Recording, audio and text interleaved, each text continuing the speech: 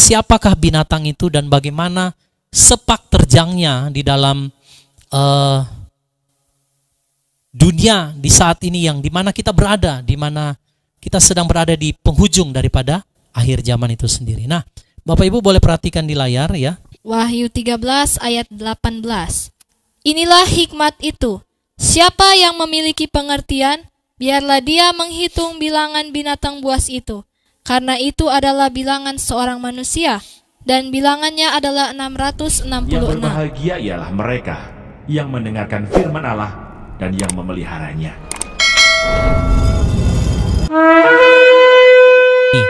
Seorang manusia. Ya, dan bilangannya adalah 666. Nah, kita tahunya kan 666, tapi 666 itu dalam pengertian di dalam bahasa aslinya seperti apa kan kita nggak tahu Bapak Ibu ya. Nanti kita akan melihat lebih jauh lagi. Nah, saudara yang terkasih, ada yang bertanya sama saya begini, Pak, kan anti Hamasiyah atau yang lebih orang kenal antikris itu sudah ada dari zaman dahulu. Jadi anti Hamasiyah katanya sudah ada. Ada juga yang bilang itu sistem. Ada juga yang bilang oh itu adalah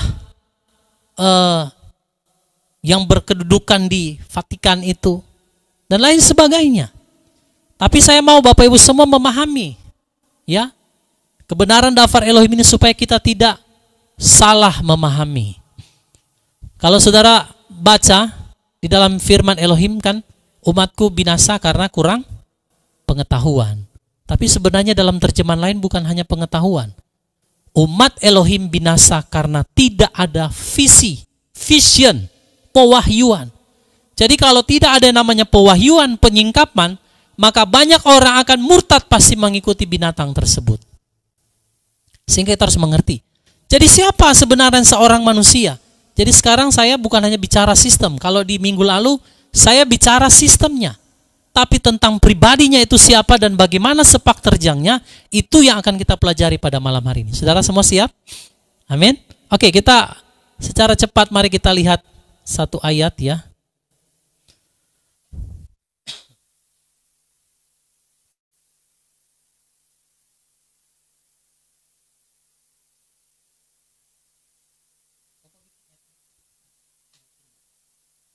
Sebentar ya saudara. Kita akan melihat 1 Yohanes pasal 4 ayatnya yang ketiga. Nanti saya akan munculkan di sini. 1 Yohanes pasal 4 ayatnya yang ketiga. Ya, jadi sebentar sebelum kita lihat ke situ, kita harus paham dulu bahwa binatang buas atau anti Hamasiyah itu seorang manusia. Seorang pribadi. Sekali lagi saya bilang seorang pribadi. Jadi ini bukan bentuk jamak atau bentuk seperti sistem dan lain sebagainya. Itu hanya penunjang atau pendukung daripada si binatang ini. Nah, jadi dia tidak sama dengan yang dikatakan roh anti Hamasiyah. Karena roh anti Hamasiyah lain lagi. Nah ini, 1 Yohanes pasal 4 ayat yang ketiga. Tolong dibaca. Yang dimaksud, ada orang bilang, Pak, anti Hamasiyah itu sudah ada dari zaman dahulu. Nah itu bukan seorang. Yang dimaksud oleh orang-orang ini, anti Hamasiyah sudah ada dari dulu, atau yang orang kenal dengan antikris, itu sudah ada dari dulu, itu bukan seorang. Tetapi itu wujudnya adalah spirit, roh. Kan ini orang, bukan roh. Ya, jadi saudara harus bedakan antara roh anti Hamasiyah dan si anti Hamasiyah itu sendiri. Ya, saudara bisa bedakan? Ya. Ya, roh kebohongan dari mana?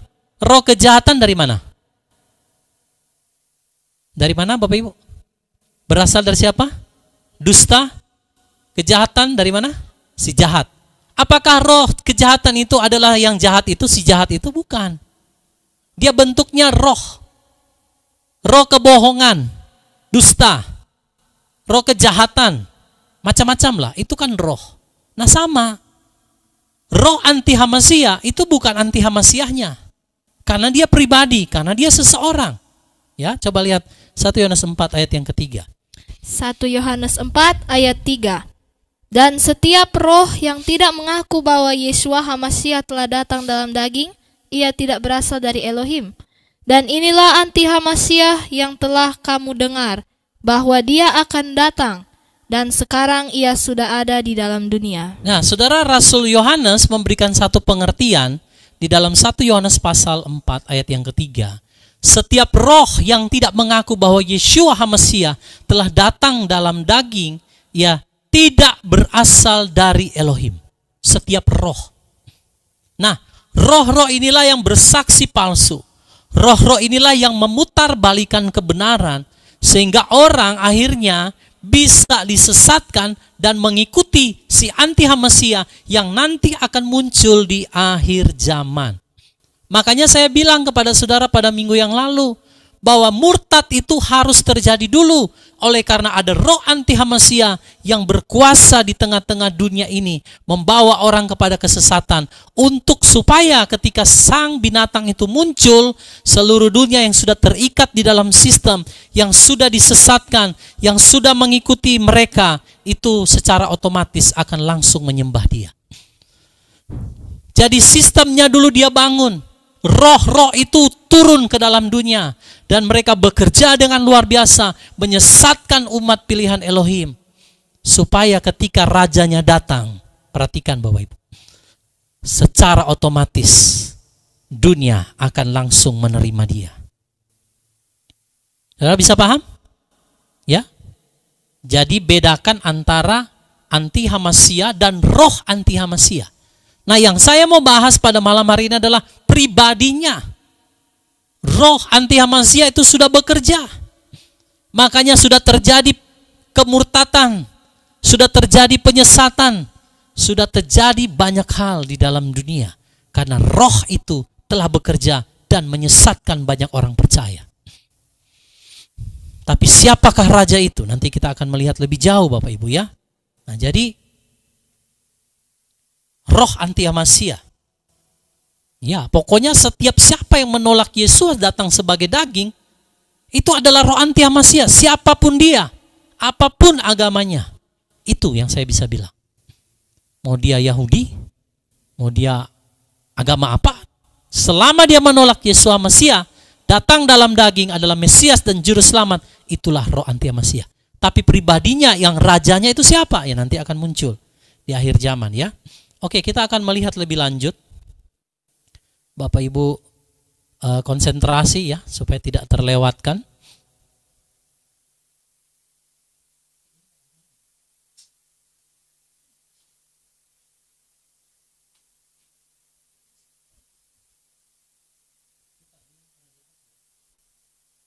Ya, 2 Tesalonika pasal 2 ayatnya yang ketiga.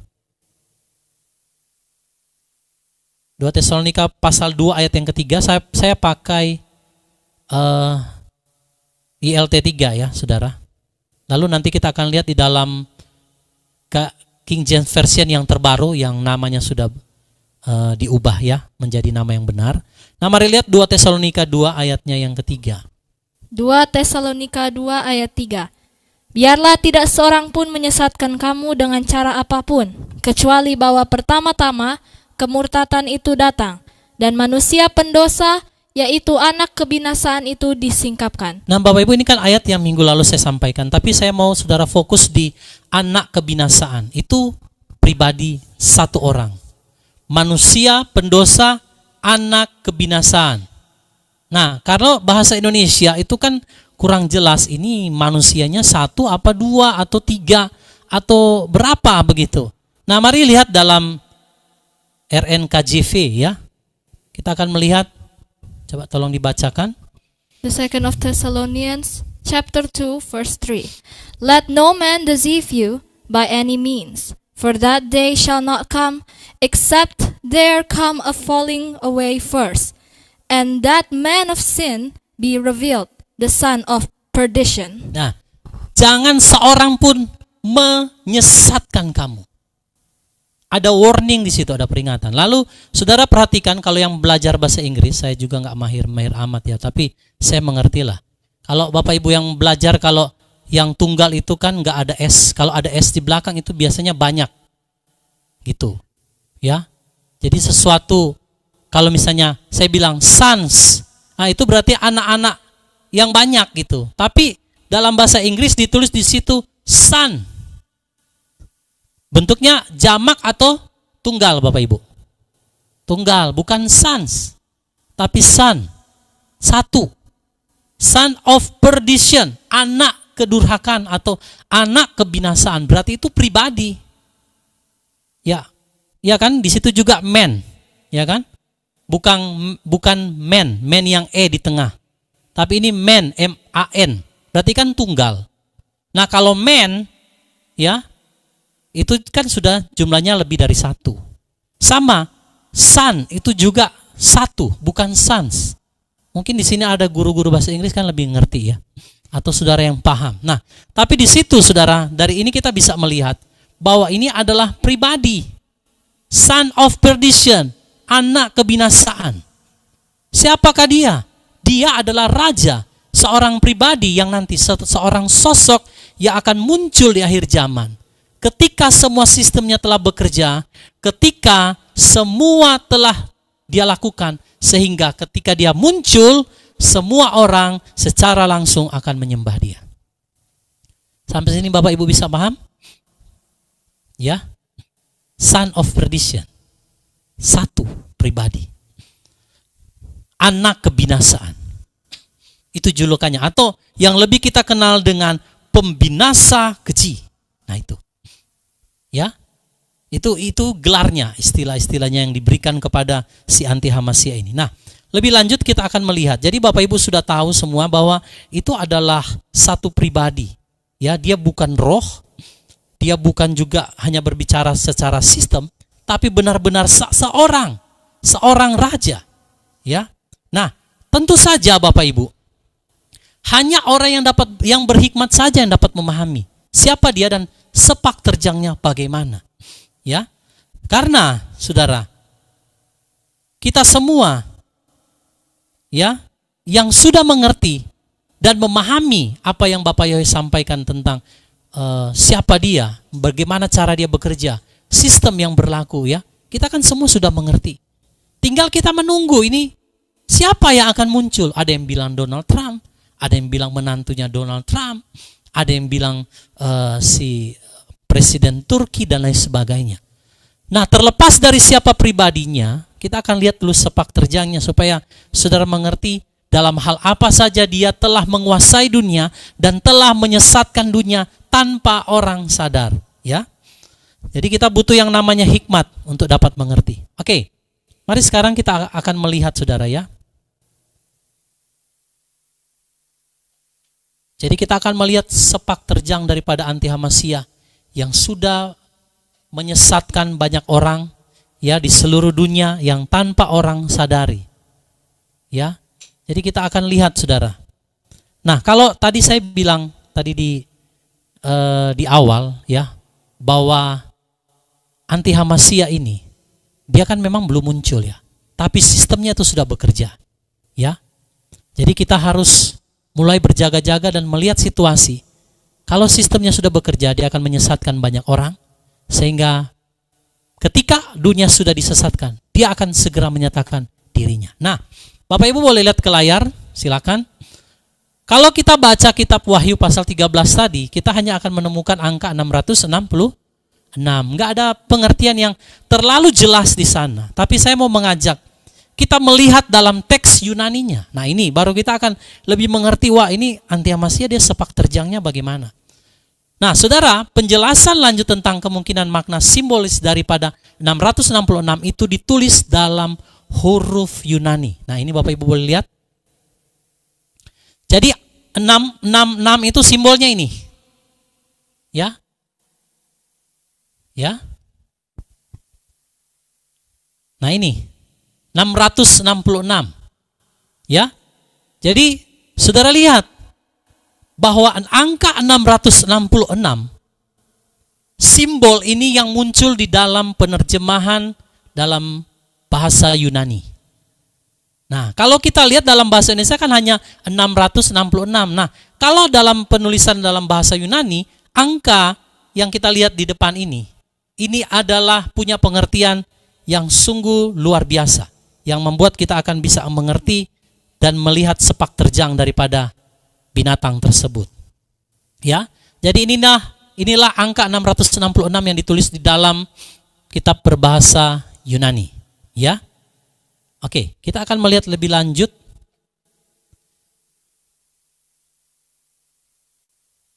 Nah, di dalam teks Yunani, perjanjian yang dibaharui, ya, angka 666 itu adalah angka binatang buas tersebut.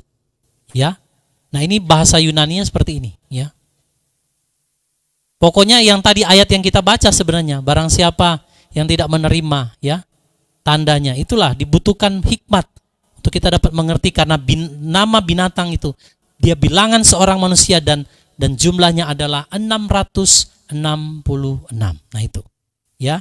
Jadi dalam teks Yunaninya sangat jelas bahwa ini dia pakai simbol ini. Nanti saya akan mengajak saudara untuk melihat ini simbol apa sebenarnya, ya. Simbol apa sebenarnya yang tertulis dalam kitab berbahasa Yunani ini yang menggambarkan atau mendeskripsikan tentang 666 ini, saudara, ya. Oke, kita akan melihat.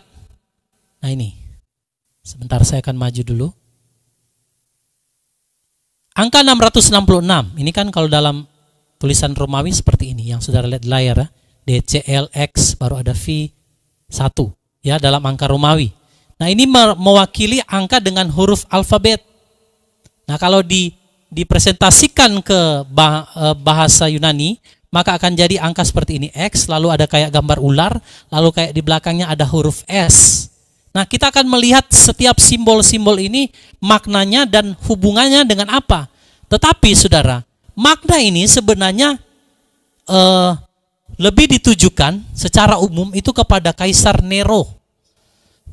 Dia itu anti Hamasia. Kaisar Nero ini adalah seorang yang kaisar sangat jahat. Ya. Dan saudara, kalau pernah lihat ada film yang dibuat tentang Nero, dialah itu 666 jumlah namanya. Tapi anti Hamasia juga 666. Makanya kalau dibilang anti Hamasia itu sudah ada dari dulu, ya memang benar.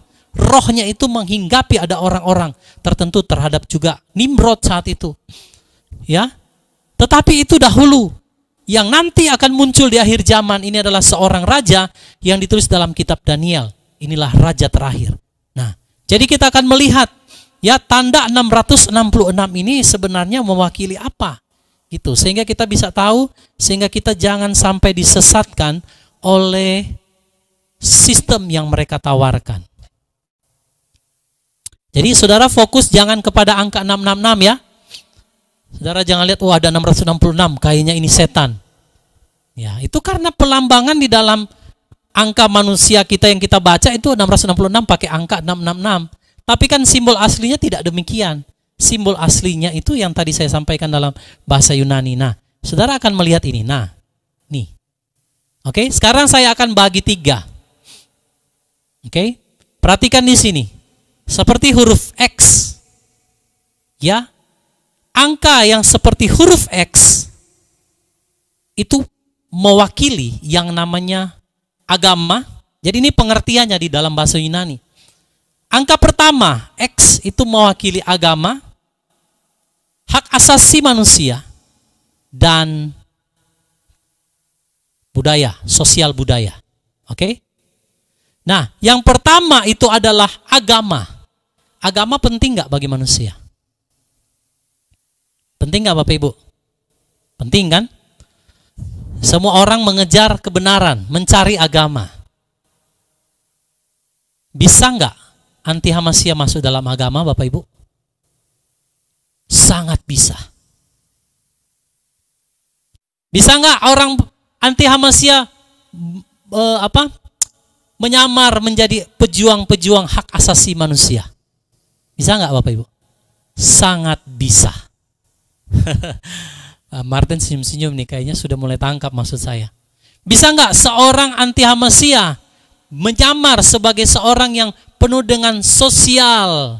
Wah, orang yang sangat baik, orang yang sangat membantu negara-negara, membantu orang-orang yang kelaparan. Bisa nggak? Sangat bisa. Oke, saya tutup dulu gambar ini supaya saudara fokus. Jadi ingat, agama, hak asasi, dan sosial budaya. Oke, jadi angka 666 yang akan menyesatkan manusia. Itu akan masuk yang pertama, menyesatkan di dalam agama. Oke, Bapak Ibu perhatikan, anti Hamasia mengubah hukum dan apa? Waktu. Bapak Ibu lihat, ada yang namanya replacement teologi. Teologi pengganti. Di mana hukum Sabat telah diberlakukan ke hari Minggu. Lalu Torah dihilangkan. Nama Yahweh dihilangkan. Jadi katanya, Bapak Yahweh, katanya Tuhan itu mengerti segala bahasa. Iya, memang dia mengerti segala bahasa. Tapi jangan lupa, dia itu punya nama. Nah, semua replacement teologi ini adalah wujud daripada anti Hamasiah. Makanya ajaran bapak-bapak yang gak sesuai dengan kebenaran itu adalah salah satu bukti bahwa 666 itu telah menyebabkan kesesatan di antara bangsa-bangsa yang menolak kebenaran nama Yahweh dan yang menolak Torah dan menolak hukum-hukumnya. Diganti dengan hukum kasih karunia. Ini ngeri Bapak Ibu. Simbol X itu saudara adalah berbicara agama. Dan iblis atau Satan itu tahu bahwa manusia selalu tunduk kepada agama. Makanya di beberapa wilayah yang saya pergi, orang lebih menghormati pendeta, menghormati denominasi lebih daripada kebenaran. Apa kata ketua sinode itu? Seperti apa kata Elohim. Kalau ketua sinodenya suruh saudara terima tanda binatang, semua akhirnya terima.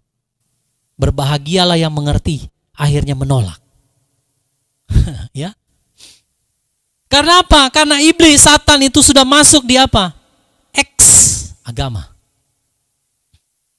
Simbol 666 itu ada di balik topeng-topeng keagamaan. Bapak Ibu, ini mengerikan sekali dan orang tidak menyadari hal ini. Mari lihat 2 Korintus 11 ayat yang ke-14.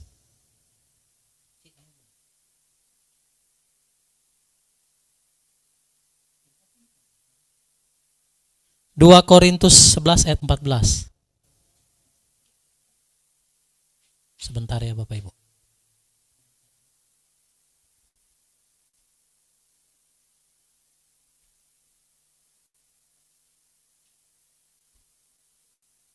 Nah ini kita lihat dulu ya. 2 Korintus 11 ayat 14. Nanti saya akan kembali ke gambar tadi. Oke, kita akan baca bersama-sama. 2 Korintus 11 ayat 14. Dan tidak heran karena setan sendiri pun menyamar sebagai malaikat terang. Satan menyamar menjadi malaikat terang. Berarti aspek daripada huruf simbol X dalam kata 666 itu dia ada di sana. Jadi jangan heran kalau penyesatan itu terjadi di dalam gereja atau kehilat ataupun apapun istilahnya. Ya.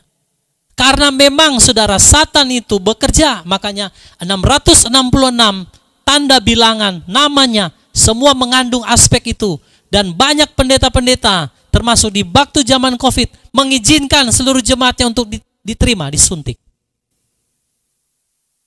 Karena Satan telah bekerja menyamar menjadi malaikat terang. Itulah 666. Rajanya memang belum muncul, tapi rohnya sudah bekerja. Dan yang pertama dihajar itu adalah religion, agama. Makanya dalam 2 Korintus 11 ayat 14 dikatakan, Satan, jangan heran Bapak Ibu, menyamar menjadi malaikat terang dan berkata, gak apa-apa, suntik aja, saya yang tanggung jawab. Ada hamba Elohim besar yang mengatakan hal itu. Tanpa dia sadari telah disesatkan Bapak Ibu. Ngeri sekali. Berapa banyak orang percaya yang sadar? Kan banyak yang terlanjur kan? Sadarnya kan belakangan. Pernah nggak kita sadar di depan karena mata kita sudah dibutakan oleh apa kata pendeta, apa kata hati nurani kita. Maka Satan tahu agama itu adalah sesuatu yang sering kali didengarkan oleh manusia, sering kali ditaati oleh manusia. Apa kata pendeta? Saya turut aja Pak. Ngeri saudara. Lalu lambang X tadi Simbol apa? Mewakili apa saudara dalam bahasa Yunani? Kalau yang pertama kan agama, yang kedua mewakili hak asasi. Oke, saya akan bahas hak asasi. Bapak Ibu, saudara lihat gereja-gereja besar di dunia, termasuk Vatikan, memperbolehkan saudara orang kawin sesama jenis. Dasarnya apa? Kasih. Betul? Human rights, hak asasi manusia. Oh, nggak boleh hakimi mereka. Mereka juga pendosa, sama kayak kamu pendosa. Kamu nggak boleh hakimi dia. Makanya ada surat yang ditandatangani, ya, yang beberapa waktu yang lalu itu keluar saudara, bahwa seluruh hamba-hamba Elohim yang ada di bawah naungan daripada sinode ataupun satu perkumpulan gereja-gereja seluruh dunia harus menandatangani kesepakatan ini, bahwa harus menerima seseorang yang berlatar belakang gay ataupun dia lesbian untuk juga atau sesama jenis untuk dinikahkan, dan barang siapa menolak akan ada undang-undangnya, pendeta akan dimasukkan ke dalam penjara, dan itu sudah berlaku di Australia. Atas dasar apa? Kemanusiaan, hak asasi. Mereka pakai bendera-bendera pelangi dan mereka katakan, apa hak kalian mengurusin kami? Kami punya hak asasi yang sama dengan kalian. Kalau kalian melarang kami, kalian melanggar hak asasi manusia. Bukankah anti Hamasiyah ada di sana? Bapak Ibu lihat. Dan celakanya, gereja-gereja besar memperbolehkan perkawinan sesama jenis.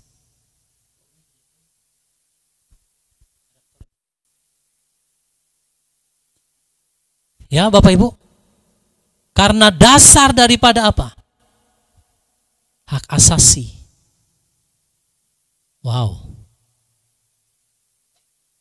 Berapa banyak yang tertipu? Saudara mau berdiri pihak mana? Kalau undang-undang itu diketok di seluruh Indonesia, pertanyaan saya, apa bapak-bapak pendeta gereja besar itu mau menikahkan mereka? Mau masuk penjara enggak? Karena menentang hak asasi manusia. Iblis tahu yang kedua setelah agama itu adalah hak asasi yang semua orang menghormati di seluruh dunia. Tentang kalau sudah bicara hak asasi manusia, itu ada hukumnya, itu ada saudara undang-undangnya, bahkan PBB yang mengatur. Nah saudara, mau bilang apa? Kalau mereka berbicara atas dasar hak asasi manusia, kamu harus turut. Apa kata kami? Sekalipun kamu hamba Elohim. Dan tanpa disadari, ini sedang terjadi. Bahkan gereja terbesar di dunia yang bermarkas sana di Vatikan menyetujui. Bapak Ibu, atas dasar kasih, tapi tidak menuntun orang kepada pertobatan, itu adalah kesesatan. Kita menerima sama manusia, lesbian, gay, dan semua transgender, menerima masuk ke dalam gereja kehilat. Memang benar boleh menerima, tapi harus dituntun. Tidak boleh mengiyakan mereka sampai mereka akhirnya menikah sesama jenis atas dasar hak asasi manusia. Itu sesuatu yang salah. Justru mereka masuk ke dalam untuk diluruskan, untuk diberikan pandangan, pengertian supaya mereka bertobat, dan mereka meninggalkan semua kesesatan itu. Tapi apa yang terjadi? Dalam persidangan parlemen di Australia, pendeta-pendeta menyuarakan kebenaran, kalah, sehingga ketok palu saudara. Orang bisa menikahkan sesama jenis. Makanya orang-orang artis Indonesia, beberapa orang-orang Indonesia yang terkenal lari ke Australia, kawin sesama jenis di sana. Kalau Thailand saudara nggak usah ngomong. Taiwan, apalagi kita bicara Eropa. Amerika lebih sadis lagi Bapak Ibu. Jadi sudah lihat lambang 666. Sepak terjang daripada anti Hamasiyah itu ada di sana. Lalu lambang X ini adalah simbol yang terakhir. Berbicara apa saudara? Sosial budaya. Nah ini. Berapa banyak yang melanggar daftar Elohim dan mereka tunduk kepada adat istiadat nenek moyang.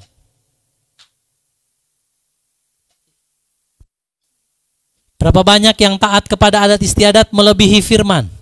Ayo jujur. Ayo yang daerah-daerah tradisinya kuat. Toraja. Ya. Ya. Di mana lagi yang kuat?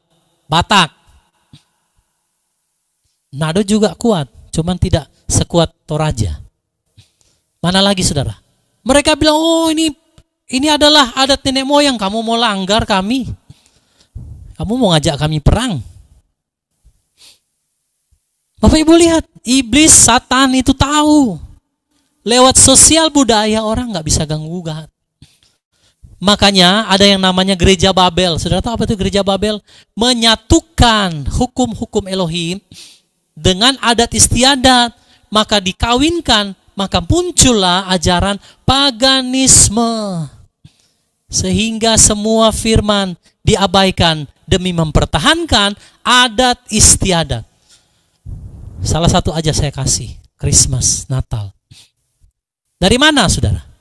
Ajaran paganisme. Tapi karena saat itu gereja mula-mula yang bukan dari Yerusalem ya, yang sudah di antara bangsa-bangsa, mereka mau menerima saudara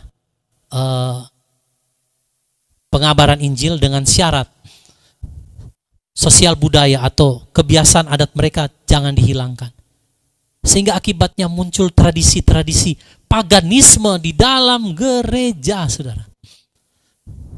Natal, Easter, Valentine, Halloween. Sekarang Halloween diplesetin jadi Hollyween. Gila nggak saudara? Ada gereja di Jakarta merayakan Halloween, tapi diplesetkan jadi Hollyween. Angin kudus berbicara Ruah HaKodes katanya. Oh my God. Dan itu dibikin acara anak-anak muda. Jadi boleh pakai kostum bola. Kan sama dengan kostum Halloween. Bedanya dibuat, dikemas, terkesan seperti rohani. Jadi budaya-budaya paganisme itu masuk ke dalam kehilat gereja. Kalau kehilat sih enggak ya. Terutama saya bicara ini gereja yang masih menyembah nama yang lama. Kalau kehilat kan sudah enggak. Rata-rata enggak. Sebagian masih ada. Bapak Ibu lihat. Jadi mulai dari agama, hak asasi manusia, sampai sosial budaya.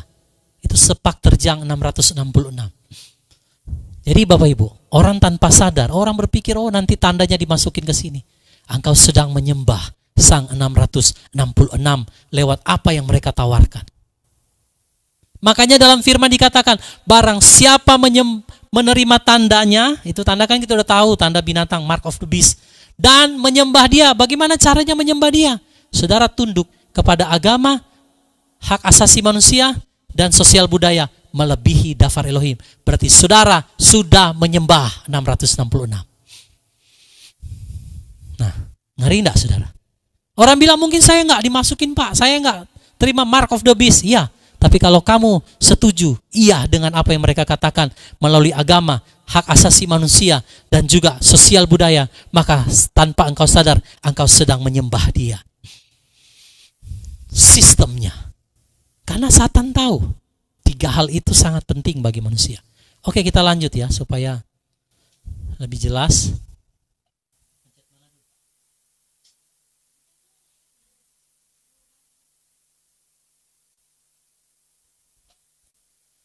Oke, sekarang simbol yang pertama kan ini Bapak Ibu ya, X ya. Sekarang yang kedua, nah ini, simbol kayak ular. Bisa lihat? Jadi 666 itu tulisannya kayak begini, yang simbol kedua itu kayak ular. Bisa lihat ya Bapak Ibu? Ini kan simbol kedua kayak ular. Mewakilinya apa? Nih, saya kasih lihat di sini. Ini, gambar ular yang di tengah ini, yang kedua, di bagian tengah ini, ya Bapak Ibu, itu melambangkan, punya pengertian dalam bahasa Yunani itu life and death, hidup dan kematian. Lalu yang kedua, itu adalah health and military, kesehatan dan militer. Kalau yang pertama X, nih ada lambangnya di bawah. Kayak mereka mengikuti seperti ular tembaga yang dia ditinggikan di padang gurun. Iblis, Satan mau meniru Elohim. Ya, dan ini saudara racunnya dia kasih di sini. Orang sedang minum racun, termakan oleh agama, termakan oleh hak asasi, termakan oleh sosial budaya. Lalu yang kedua, life and death, kehidupan kematian, dan juga berbicara kesehatan. Oke, kita akan lihat di sini, ya. Mari Bapak Ibu, kalau bicara hidup dan mati, itu kaitannya dengan apa? Kesehatan dan militer. Berarti kalau bicara hidup dan mati itu bicara apa, saudara? Kalau orang sakit lasimnya, apa yang dia lakukan, Bapak Ibu? Minum obat, betul nggak? Orang nggak mempan minum obat kemana? Ke rumah sakit. Nah, ini simbol kedua berbentuk ular. Inilah saudara yang berbicara life and death, kehidupan dan kematian. Ini berbicara simbol ular ini mewakili yang namanya kesehatan dan militer. Satan sangat memahami bahwa manusia pada dasarnya itu takut mati. Ada yang takut mati nggak di sini? Coba angkat tangan dulu yang takut mati. Yang di YouTube, jujur, saya takut mati Pak. Dokter bilang saya kanker stadium akhir. Ya bagaimana ya Pak ya? Ada yang takut mati?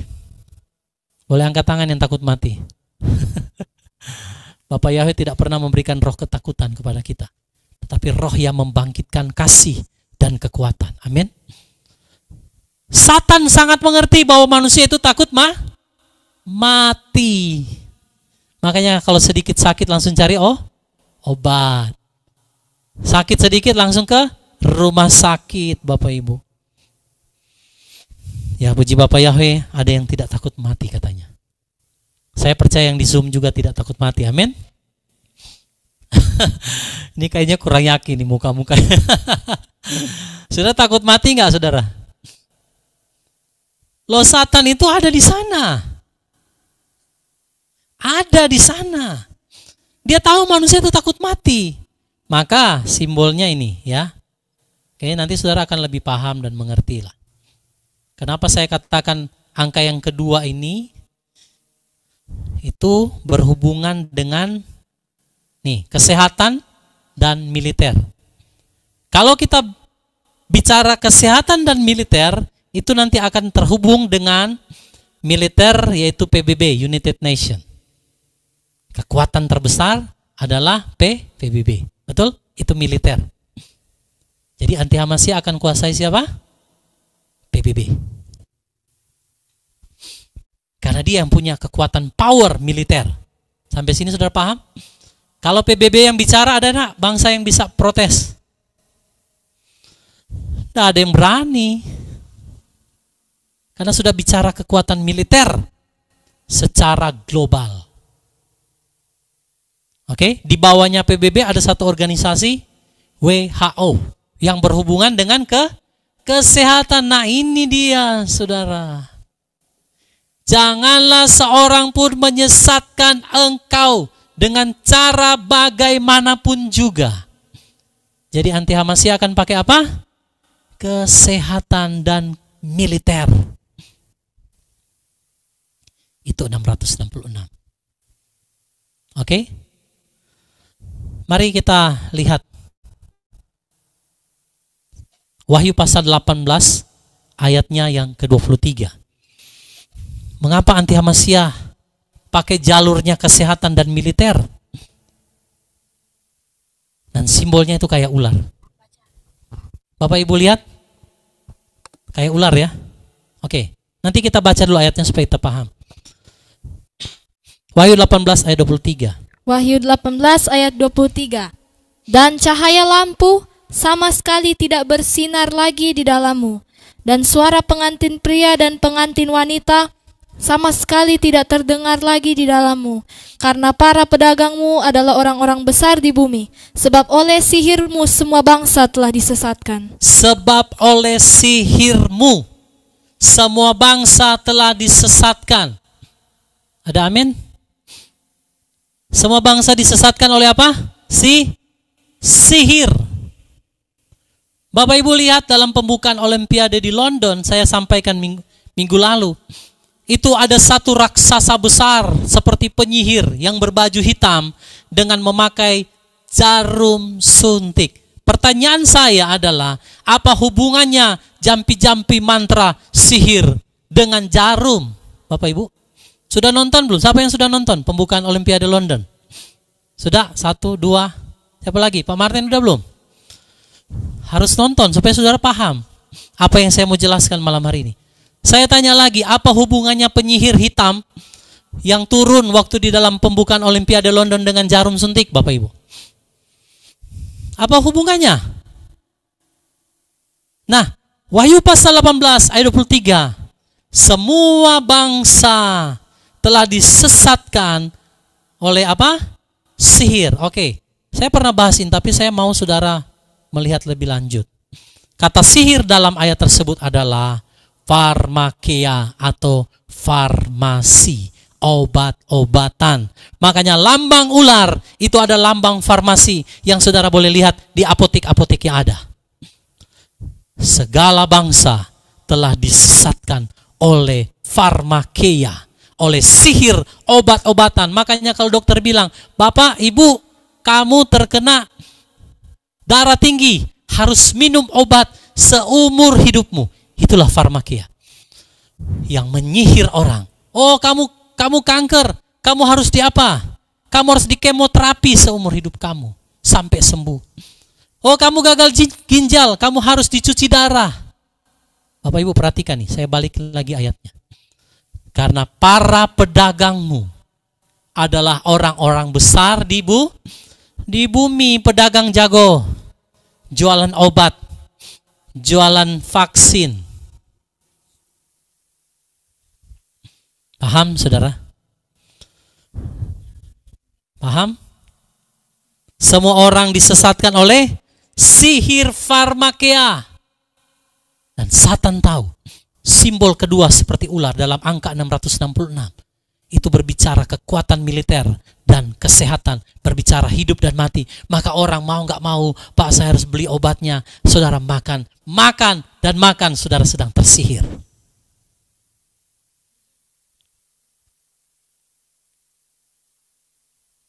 Siapa yang tergantung obat sini? Jujur.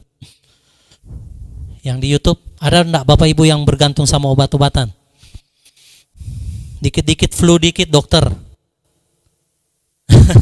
Radang dikit opname. Ada, saya kenal ada orang yang kayak gitu. Baru flu dikit langsung ke rumah sakit, takutnya minta ampun. Padahal cuma flu. Belum lagi kalau divonis kamu kanker. Wah, pasti nggak bisa tidur tiap malam. Saudara saya merawat papa saya. Divonis dokter kanker. 14 tahun dia kondisinya dia kena stroke. Tidak pernah saudara, dia happy-happy aja. Bolak-balik Jakarta waktu saya masih tinggal Jakarta. Saya bilang, Papi datang aja ke Jakarta. Walaupun sudah stroke, ditemani sama Mami, nanti saya ajak jalan-jalan. Dia happy saudara. Nggak ada masalah. Waktu dia datang berkunjung ke dokter, saya sudah pesan jangan terlalu banyak minum. Nggak usah minum obat. Berdoa saja, percaya Bapak Yahweh. Waktu itu saya belum mengerti tentang farmakia. Nah, Bapak Ibu, apa yang terjadi waktu dia berobat? Dokter berkata begini, Bapak itu mengalami kanker usus sudah stadium akhir. Di saat vonis itu, hanya 3 bulan, Bapak saya langsung meninggal.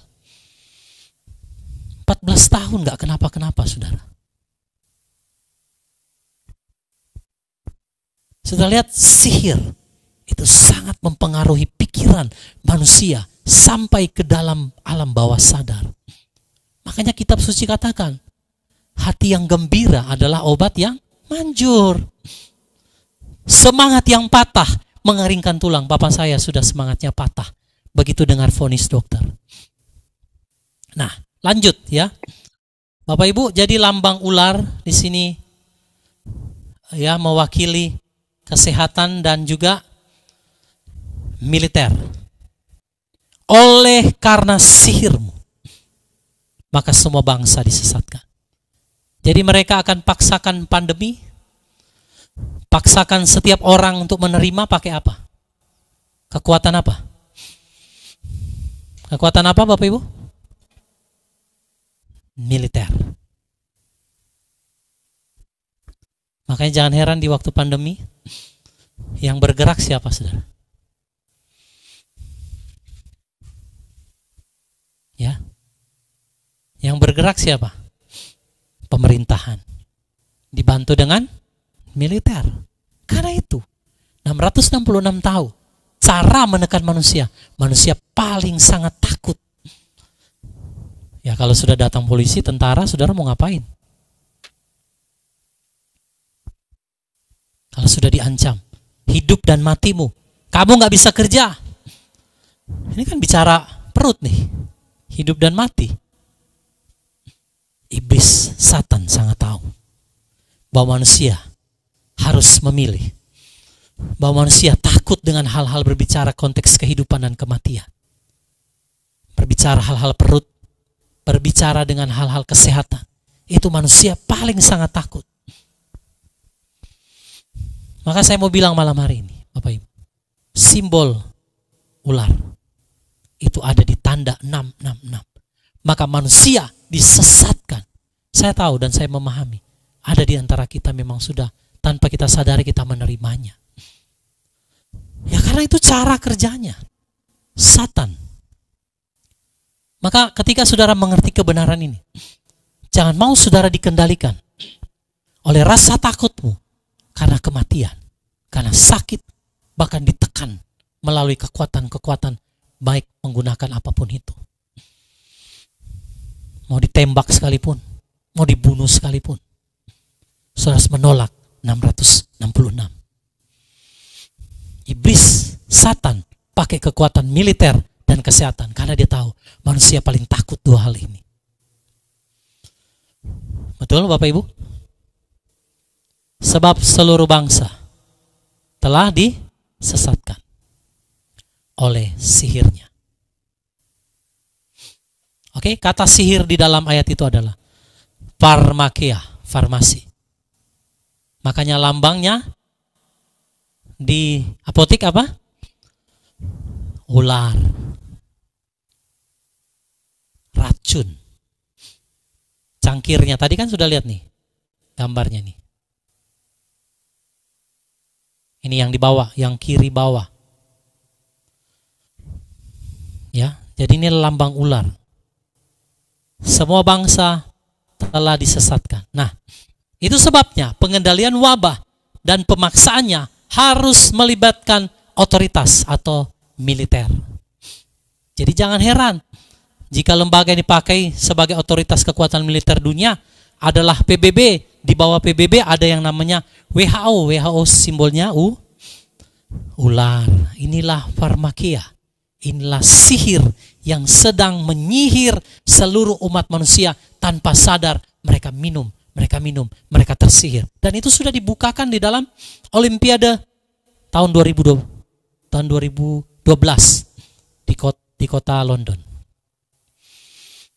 Di Inggris, seorang penyihir datang bawa jarum. Pesan yang mereka sampaikan bahwa inilah yang kami lakukan sudah menyihir kamu. Jadi Bapak Ibu, kalau saudara ketergantungan terhadap obat-obat, termasuk saudara yang terlibat di dalam obatan-obatan terlarang, ya narkoba jenis apapun, saudara sedang tersihir. Maka dulu saya melayani orang-orang yang selalu tersihir dengan narkoba, bahkan yang lem segala, saudara. Obat-obatan terlarang, mereka sedang tersihir oleh penyesatan melalui tanda binatang 66 itu. Iblis, Satan menggunakan obat-obat untuk menyihir manusia. Coba saudara lihat, orang yang terlibat di dalam obatan terlarang, sabu-sabu, Itu bisa mencuri apa saja dia lakukan demi mendapatkan sabu-sabu, saudara. Itulah penyesatan. Itulah sihir. Itulah farmakia atau farmasi. Mazmur 146 ayat 3 dan ayat yang keempat. Nanti tolong dibacakan. Mazmur 146 ayat 3 sampai 4. Janganlah percaya pada para penguasa, kepada anak-anak manusia, karena tidak ada keselamatan padanya. Nyawanya akan lenyap, ia akan kembali ke tanahnya. Pikirannya lenyap pada hari itu juga. Jangan percaya kepada penguasa. Mereka pun gak bisa menyelamatkan mereka. Kalau hari itu tiba, emangnya para penjual obat itu, para dokter itu bisa menyelamatkan diri mereka?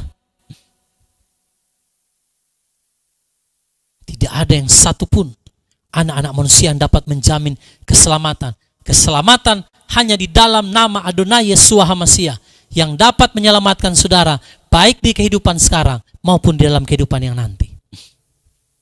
Jangan percaya kepada penguasa, kepada anak-anak manusia.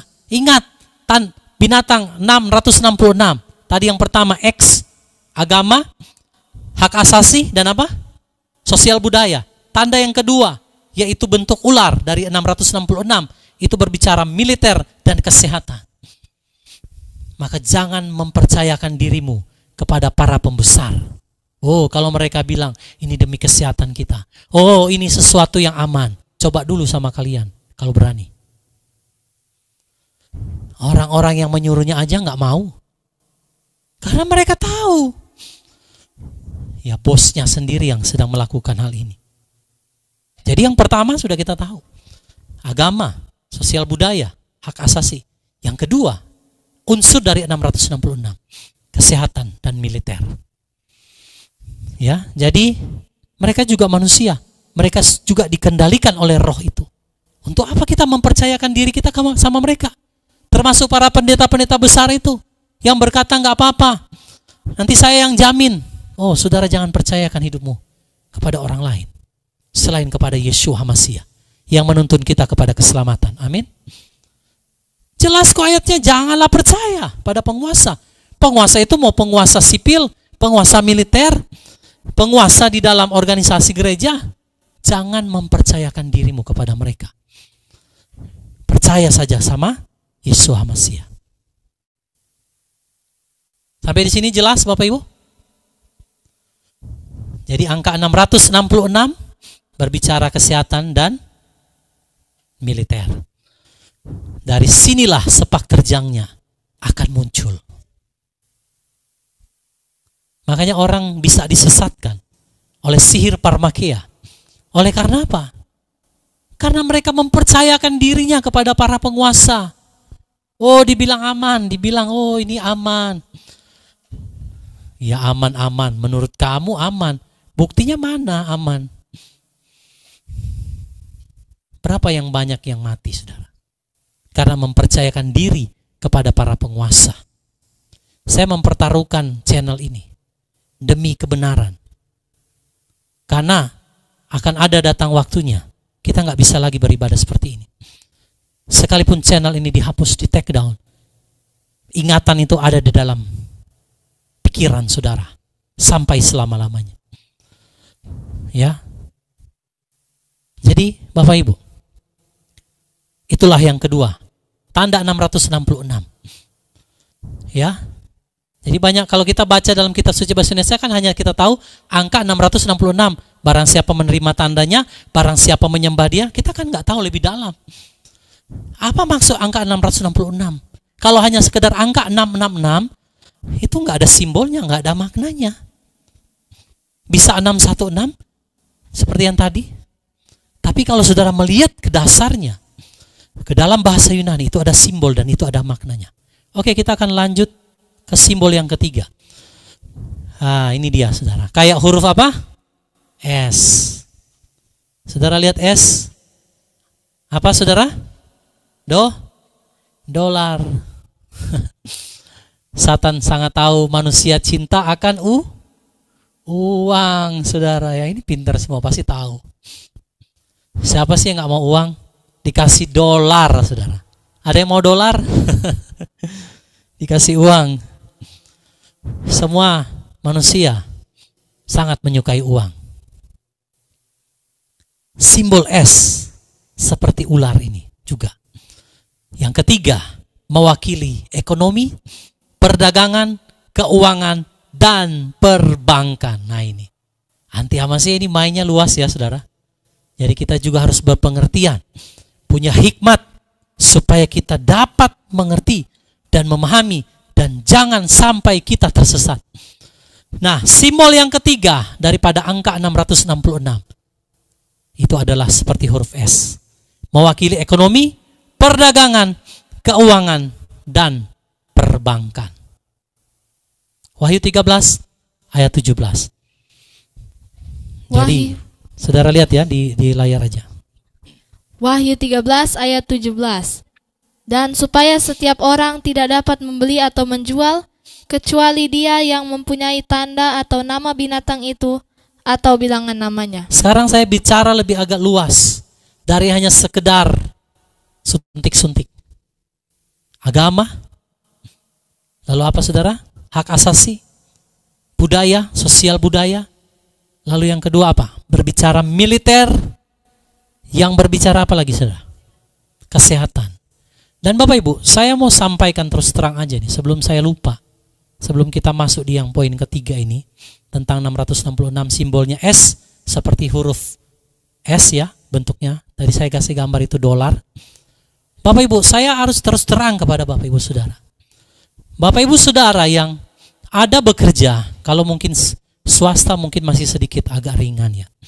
Tapi saya berbicara khusus, dengar baik-baik, bagi saudara ASN, TNI, dan Polri.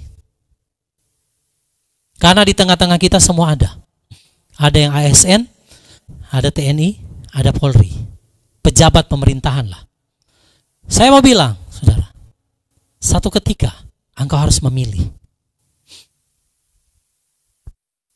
Engkau harus memilih. Tunduk kepada Bapa Yahweh atau sistemnya. Karena orang-orang yang ada dalam pemerintahan dunia, sipil, militer, akan sangat-sangat sulit menolaknya. Jadi Bapak Ibu yang ASN, TNI, Polri, dengan kasih Yesus Hamasiah saya yang menasihati saudara, satu ketika engkau harus memilih.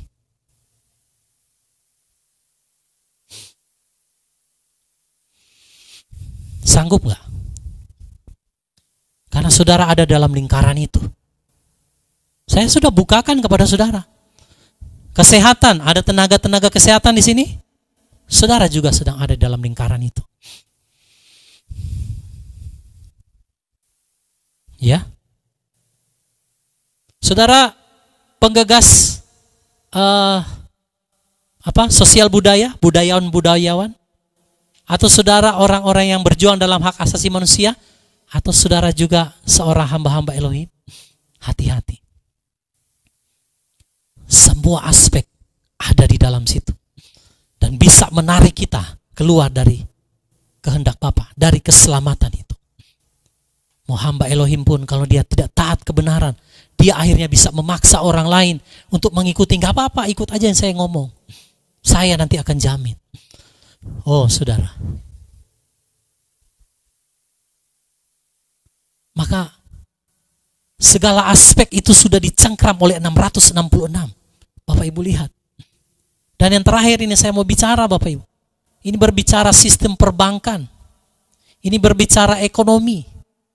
Ini berbicara perdagangan. Maka dalam Wahyu 13 ayat 17 sangat jelas, supaya tidak seorang yang bisa membeli dan menjual kalau dia tidak mempunyai tanda atau nama bilangan itu, atau bilangan 666. Makanya simbolnya S, dolar, perdagangan. Apakah waktu ditulis firman ini Yohanes mendapatkan penglihatan? Apakah dolar sudah berlaku? Apakah sudah ada dunia farmasi? Apakah sudah ada hak asasi? Kenapa bisa dia tahu? Itulah revelation, pewahyuan. Tanpa itu, saudara pasti disesatkan. Kalau saya nggak buka angka ini akan berhubungan dengan semua ini. Mungkin saudara juga masih belum paham, karena saudara hanya tahu, oh yang kesehatan aja, oh ekonomi, tapi sepak terjangnya bagaimana kan saudara belum tahu. Maka Bapak Ibu lihat, anti-Hamasiyah akan mengendalikan sistem keuangan. Baru-baru Bank Indonesia meluncurkan sistem pembayaran rupiah digital. Dan saya lihat di dalam, tadi saya share di grup ya, Bapak Ibu yang ada di grup kawanan kecil, bagaimana Jakarta sebagai ibu kota sudah memberlakukan pembayaran cashless sampai saudara beli cabai dan beli sayur di pasar. Nah, saudara, dia akan mulai pegang kendali. Dan barang siapa tidak menerima bilangan, dia akan tekan dari segala arah. Sampai saudara tunduk dan saudara harus pakai digital ID biometrik itu di dahi ataupun di tangan. Di Jakarta sudah berlaku. Dulunya saya tahu hanya di mall, memang. Terakhir saya ke Jakarta itu di mall aja. Tapi kalau bicara sekelas pedagang sayur sih belum. Tapi saya baca beritanya Gubernur Jakarta mewajibkan dimulai bulan depan. Saudara, tidak ada seorang pun dapat membeli dan menjual kalau tidak menggunakan meterai cap tanda kepemilikan dari binatang itu. Makanya simbol terakhir berbentuk huruf S akan mengendalikan perekonomian, perdagangan, dan juga perbankan. Siapa yang tidak punya ID digital, uangmu di bank akan dibekukan. Siapa yang tidak punya ID digital, saudara tidak bisa melakukan transaksi perdagangan, jual beli. Bahkan saya mau ingatkan, Bapak Ibu yang seorang pengusaha, saudara juga ada dalam lingkaran ini. Hati-hati saudara. Jangan sampai engkau disesatkan, disihir. Nah, ya. Jadi lambang yang ketiga ini nih. Kayak bentuk ular juga. Saudara lihat? Dan itu ada di dolar. Makanya di dolar itu kan ada mata satu segitiga. Jadi mewakili ekonomi, perdagangan, keuangan, dan perbankan. Ya, ada yang bilang BUMN swasta, wira swasta ya, wirausaha juga terdampak dan sulit nik KTP. Iya, memang betul. Semua, ada juga pengusaha yang telepon saya juga, dia dipersulit. Karena semua harus menyatu dalam ID digital. Kalau saudara mau berdagang, saudara mau jual beli, yang harus terdaftar dalam ID digital itu, biometrik nanti. Sekarang kan masih di handphone. Sekarang masih digitalnya itu masih di handphone. Seperti yang minggu lalu saya sampaikan, itu akan ditanam di kulit. Maksudnya secara tato digital biometrik. Masuk dalam tubuh. Kalau orangnya sudah punya fondasi tentunya. Yang nggak menerima ya pasti nggak boleh. Ya sudah pasti nggak bisa menjual beli. Saudara bisa paham? Dan kita sedang ada di sana, saudara. Vietnam sudah menutup bank-banknya, banyak. Baru saya dengar kemarin, Malaysia akan segera memberlakukan sistem pembayaran digital ID. Harus ada digital ID, baru saudara bisa melakukan perdagangan, investasi, bahkan keuangan dan perbankan. Saudara lihat, cengkeramannya begitu kuat. Makanya orang kalau nggak kuat, dia mencintai uang, dia pasti binasa. Dia mencintai pekerjaannya lebih daripada Bapak Yahweh, dia pasti binasa. Dia mencintai hartanya lebih dari Bapak Yahweh, dia pasti binasa. Karena sulit untuk terbebas. Satan sudah begitu mengikat kita dalam segala aspek. Dan orang bisa saja nggak terima tanda, tapi dia akan menyembah, tunduk kepada 2 sistem. Tawarikh pasal 7. Api turun dari langit, nyanyian syukur. Setelah Salomo mengakhiri doanya, api pun turun dari langit memakan habis korban bakaran dan korban-korban sembelihan itu, dan kemuliaan Tuhan memenuhi rumah itu. Para imam tidak dapat memasuki rumah Tuhan itu, karena kemuliaan Tuhan memenuhi rumah Tuhan. Ketika segenap orang Israel melihat api itu turun, dan kemuliaan Tuhan meliputi rumah itu, berlututlah mereka di atas lantai, dengan muka mereka sampai ke tanah, lalu sujud menyembah dan menyanyikan syukur bagi Tuhan, sebab Ia baik, bahwasanya untuk selama-lamanya kasih setianya. Korban pentahbisan dan perayaan. Lalu raja bersama-sama seluruh bangsa mempersembahkan korban sembelihan di hadapan Tuhan. Sebagai korban sembelihan, Raja Salomo mempersembahkan 22.000 ekor lembu sapi dan 120.000 ekor kambing domba. Demikianlah raja dan seluruh bangsa mentahbiskan rumah Allah. Para imam telah siap berdiri pada tempat mereka. Begitu pula orang-orang Lewi telah siap dengan alat-alat musik untuk memuliakan Tuhan, yakni alat-alat musik yang dibuat Raja Daud untuk mengiringi nyanyian syukur bagi Tuhan, bahwasanya untuk selama-lamanya kasih setianya. Setiap kali mereka ditugaskan Daud menyanyikan puji-pujian, dalam pada itu para imam berdiri berhadapan dengan mereka sambil meniup nafiri, sedang segenap orang Israel berdiri. Lalu Salomo menguduskan pertengahan pelataran yang di depan rumah Tuhan, sebab disitulah diolahnya segala korban bakaran dan lemak korban keselamatan. Sebab mezbah tembaga yang dibuat Salomo tidak dapat memuat korban bakaran dan korban sajian dan segala lemak korban. Dan pada waktu itu juga Salomo mengadakan perayaan Pondok Daun selama 7 hari bersama-sama dengan seluruh Israel, suatu jemaah yang amat besar dari jalan masuk ke Hamat sampai ke sungai Mesir. Pada hari yang ke-8 mereka mengadakan perkumpulan raya, karena mereka telah merayakan pentahbisan mezbah selama 7 hari, dan perayaan Pondok Daun selama 7 hari. Pada hari yang ke-23, bulan ke-7, disuruhnya bangsa itu pulang ke kemah-kemah mereka sambil bersuka cita dan bergembira atas kebaikan yang telah dilakukan Tuhan kepada Daud, kepada Salomo, dan kepada orang Israel umatnya. Tuhan menampakkan diri kepada Salomo untuk kedua kalinya. Demikianlah Salomo menyelesaikan rumah Tuhan dan istana raja, dan berhasil melaksanakan dalam rumah Tuhan dan dalam istananya segala sesuatu yang timbul dalam hatinya. Kemudian Tuhan menampakkan diri kepada Salomo pada malam hari dan berfirman kepadanya, "Telah kudengar doamu dan telah kupilih tempat ini bagiku sebagai rumah persembahan. Bila mana aku menutup langit sehingga tidak ada hujan, dan bila mana aku menyuruh belalang memakan habis hasil bumi, dan bila mana aku melepaskan penyakit sampar di antara umatku, dan umatku yang atasnya namaku disebut merendahkan diri, berdoa, dan mencari wajahku, lalu berbalik dari jalan-jalannya yang jahat, maka aku akan mendengar dari surga dan mengampuni dosa mereka, serta memulihkan negeri mereka. Sekarang mataku terbuka dan telingaku menaruh perhatian kepada doa dari tempat ini. Sekarang telah kupilih dan kukuduskan rumah ini, supaya namaku tinggal di situ untuk selama-lamanya. Maka mataku dan hatiku akan ada di situ sepanjang masa.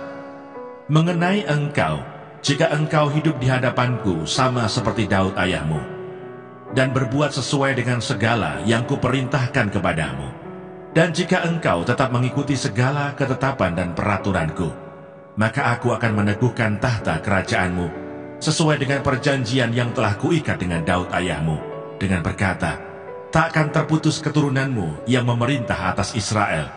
Tetapi jika kamu ini berbalik dan meninggalkan segala ketetapan dan perintahku yang telah kuberikan kepadamu, dan pergi beribadah kepada Allah lain, dan sujud menyembah kepadanya, maka aku akan mencabut kamu dari tanahku yang telah kuberikan kepadamu.